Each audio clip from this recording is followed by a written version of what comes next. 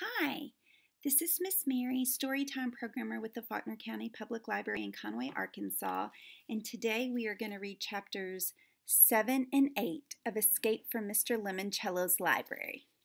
Here we go. Heading back to school on Tuesday, Cal knew he had to put on a brave face. He smiled as he walked with his class toward the auditorium for a special early morning assembly. The one where Mr. Luigi L. Lemoncello himself would announce the winners of the library lock-in essay contest.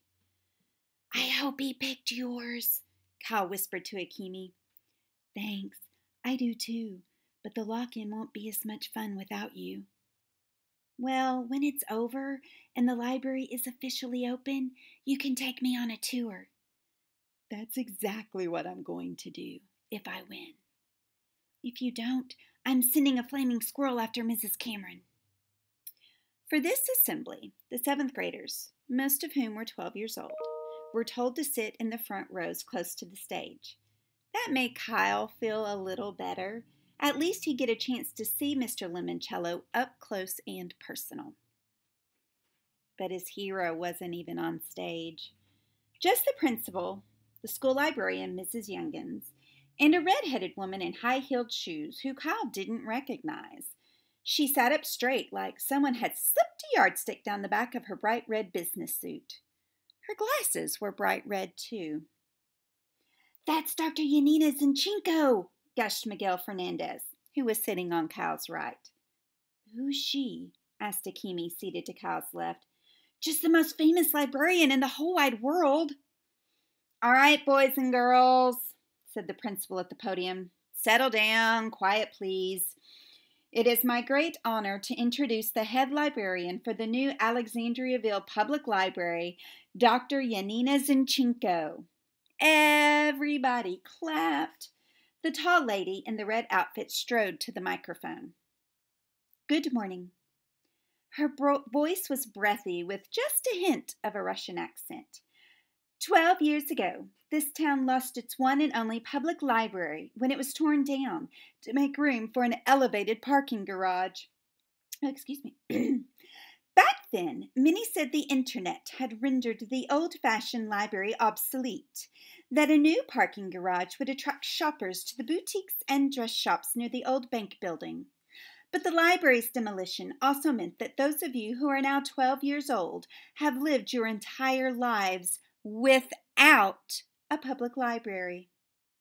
She looked down at the front rows.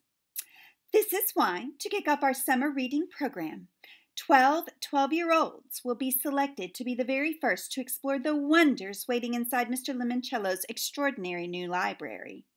You will, of course, need your parents' permission. We have slips for you to take home. You will also need a sleeping bag, a toothbrush, and, if you please, a change of clothes. She smiled mysteriously. You might consider packing 2 pairs of underwear. Okay, thought Kyle. That's bizarre.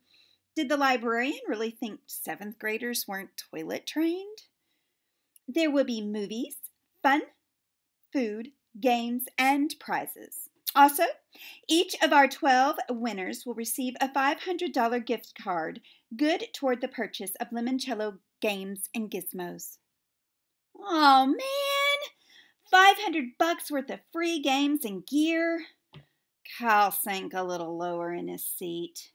The next time someone gave him an extra credit essay assignment, he'd turn it in early. And now, here to announce our winners, the man behind the new library, the master gamester himself, Mr. Luigi Lemoncello. Dr. Zinchenko gestured to her left. The whole auditorium swung their heads. People were clapping and whistling and cheering.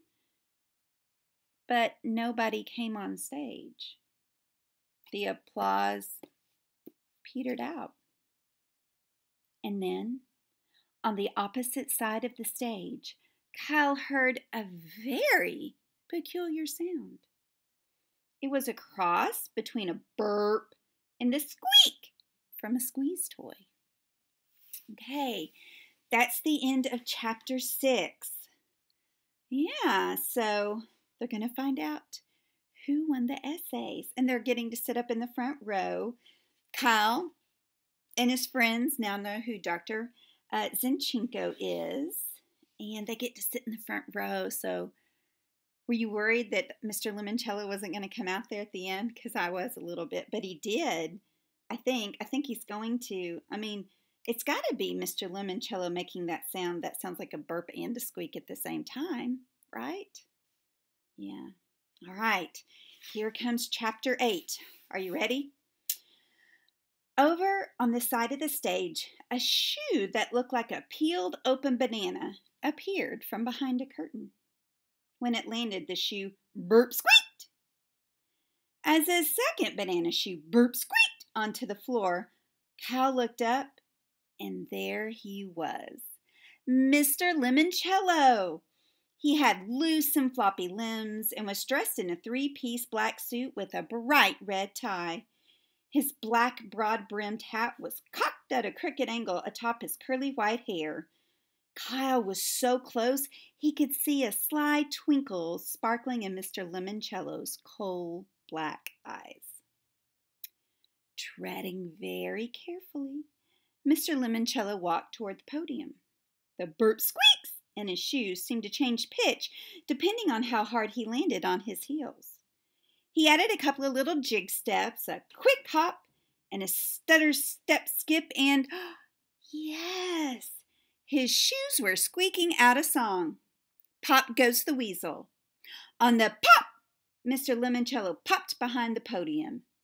The crowd went wild. Mr. Lemoncello politely bowed and said very softly, "Thank you, grazie, grazie." He bent forward so his mouth was maybe an inch away from the microphone. Buongiorno, boys and girls. He spoke very timidly, very slowly.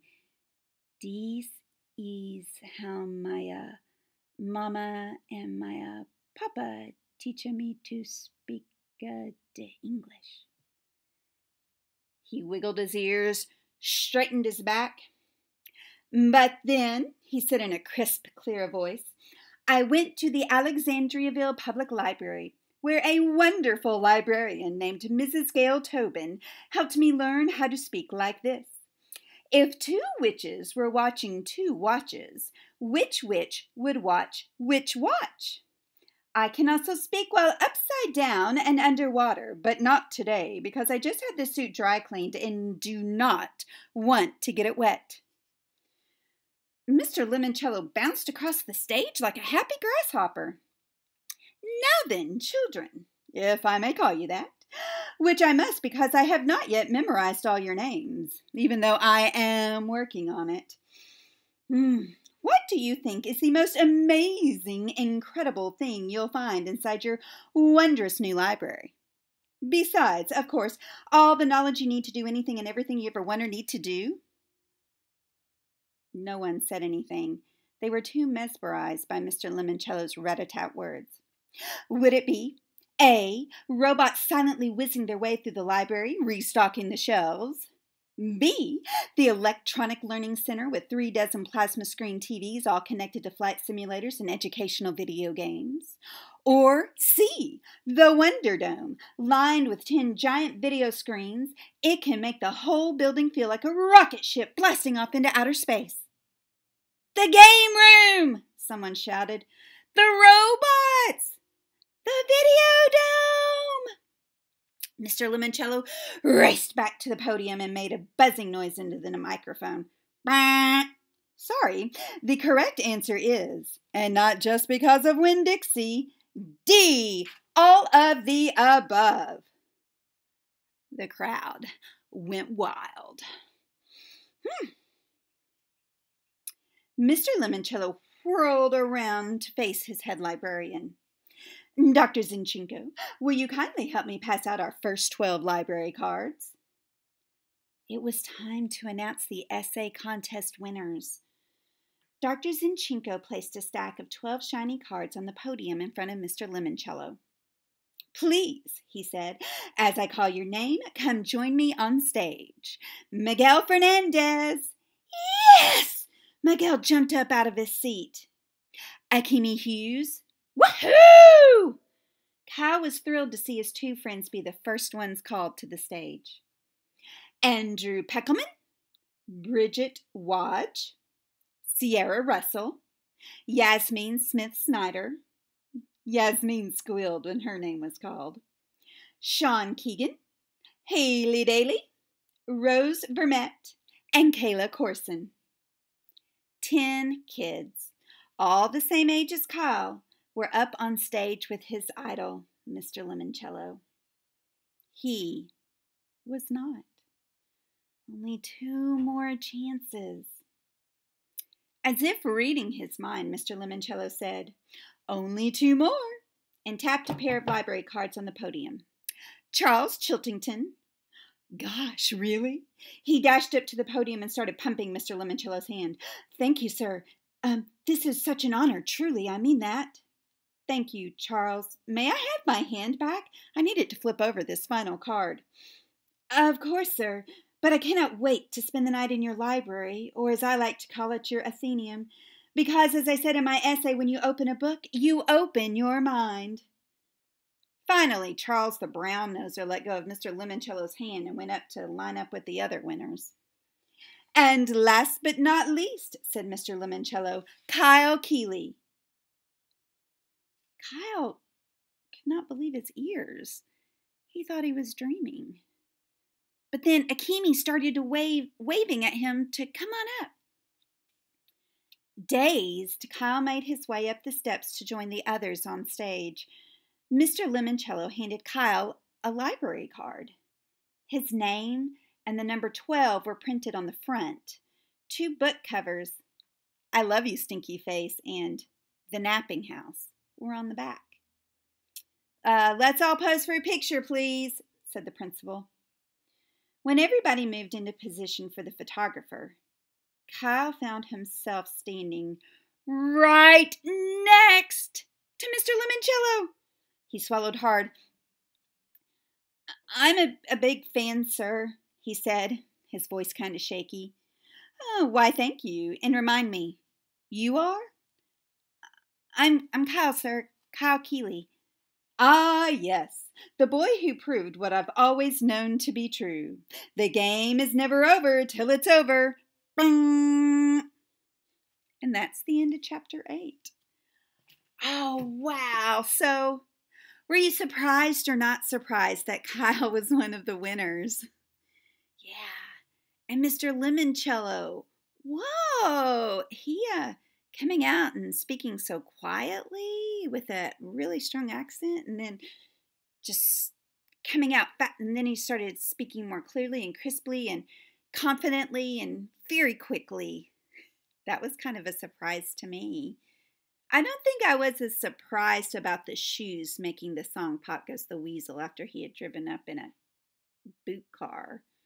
Yeah, wow. Kyle is feeling fantastic at this point.